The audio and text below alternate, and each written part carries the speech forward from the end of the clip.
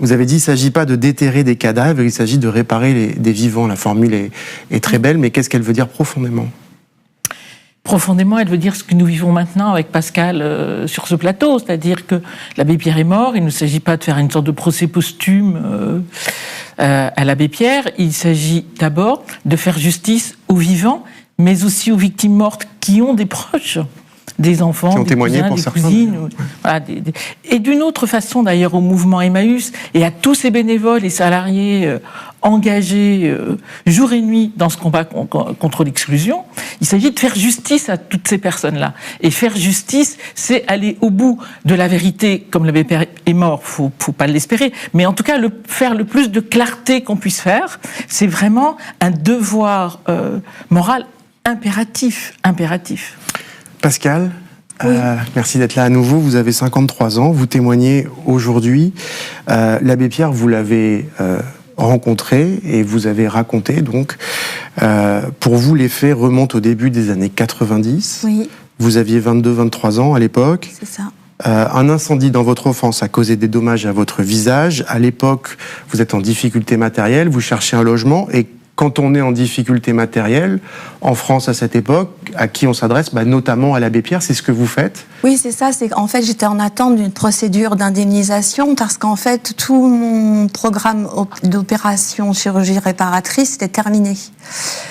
Sauf que personne ne bougeait ses fesses.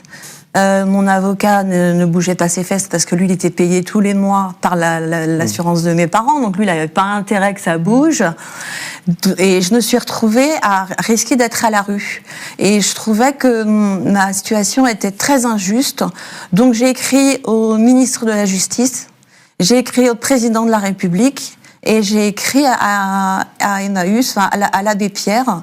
Voilà. La seule réponse que j'ai eue, c'est l'abbé Pierre. 15 jours plus tard, je reçois une lettre comme quoi il m'invite à aller à Esteville. Esteville, c'est en Normandie. C'est la maison de retraite des compagnons. Et c'est là où il a son bureau avec sa chambre, enfin tout est attenant. Qui est devenu un centre de mémoire depuis et qui est devenu un centre de mémoire. Que la Fondation Abbé Pierre a annoncé vouloir faire. Voilà, c'est ça. Après, c'était quand même la maison de retraite des compagnons. Je trouve ça dommage que ça soit pas resté comme ça. Donc vous êtes à ouais, on y reviendra tout à l'heure de toute façon. Vous êtes à Esteville. Oui, alors en fait, il me paye le train pour que je puisse me déplacer jusqu'à Esteville et je vais avoir des entretiens pendant une demi-heure tous les matins. Et en fait, il y a le grand bâtiment du compagnon et il y a une petite maisonnette qui est à côté, qui est attenante, et moi je suis logée dans cette maisonnette. Et donc je rencontre l'abbé Pierre, il me pose des questions sur mon histoire, sur mon parcours, l'aide dont j'ai besoin, et il me dit je vais te faire rencontrer Simone Veil, parce que Simone Veil à l'époque, elle était ministre des Affaires sociales. Et donc, du coup, elle va pouvoir peut-être faire bouger les choses. Et voilà. Et donc, les entretiens étaient sympas avec l'abbé Pierre parce que il était très ouvert. On pouvait discuter de tout. Moi, j'avais que 22 ans, je sortais de mon œuf, donc je connaissais rien. Enfin, et le truc, c'est que la première fois, j'ai eu 2 entretiens et ça s'est bien passé. Le 3e entretien, parce que je suis restée 15 jours là-bas.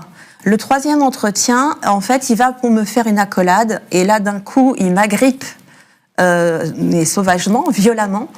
Il me touche les seins, il me fait des baisers en introduisant sa langue dans ma bouche, et en la faisant tourner comme ça, et il met sa main sur mon sexe, à travers mon pantalon.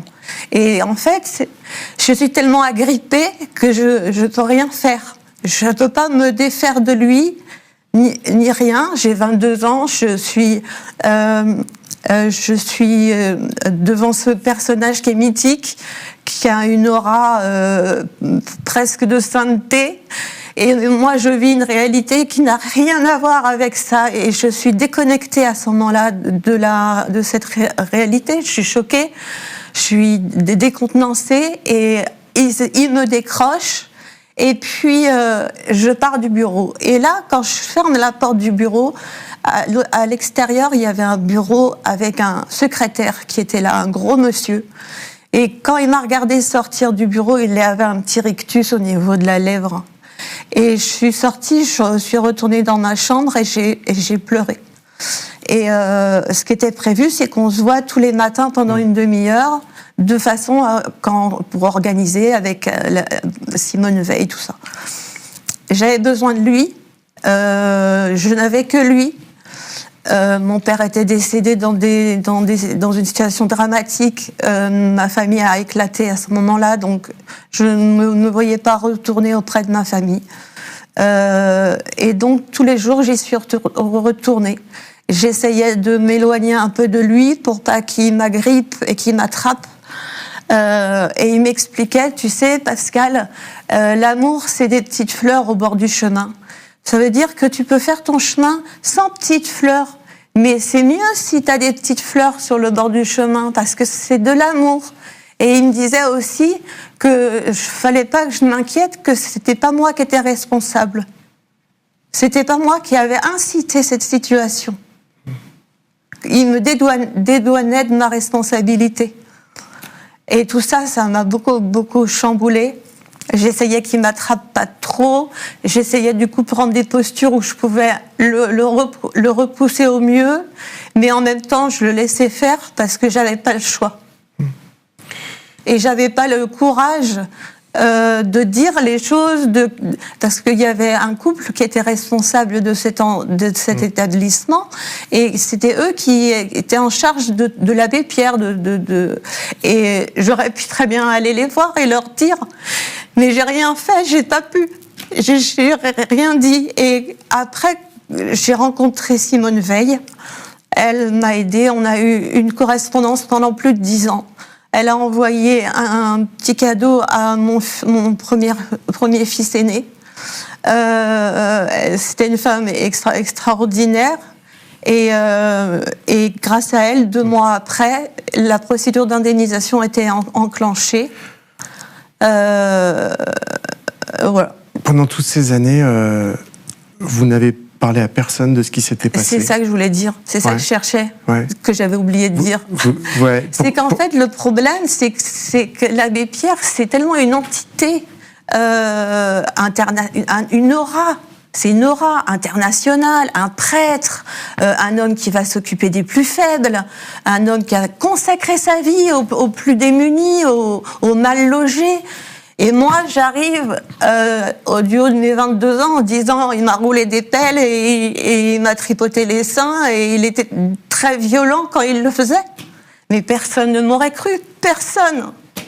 Donc j'ai rien dit. J'en ai même pas parlé à ma famille, j'en ai parlé à personne. C'est resté un secret. On a salué au début de cette émission, souligné en tout cas le caractère intéressant de la démarche qui est faite par le mouvement Emmaüs ou la Fondation Abbé Pierre. Qu'est-ce que vous avez envie de leur dire, vous, aujourd'hui ?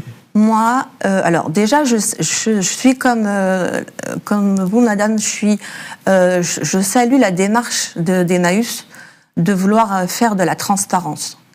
Mais on fait de la transparence quand on n'est pas au courant des choses. Et on établit une transparence. Sauf que là, ils étaient tous au courant depuis des années. Il est même parti en cure pour être soigné de ça. On va y revenir en détail, oui. Ouais, bon, je vais pas en dire plus, bien mais sûr. tout le monde était au courant. Ils l'ont laissé toujours tout seul lors des entretiens avec des femmes. Pourquoi ils auraient pas, puisqu'ils savaient que de toute façon il avait cette pathologie, pourquoi ils auraient pas attaché à l'abbé Pierre un secrétaire, un garde du corps, qui soit là en permanence avec lui, de façon à ce qu'il ne se retrouve plus jamais avec personne, seul, et être dans cet état de consommation sexuelle. On n'en serait pas là aujourd'hui à essayer de jouer de la transparence et de compter les victimes.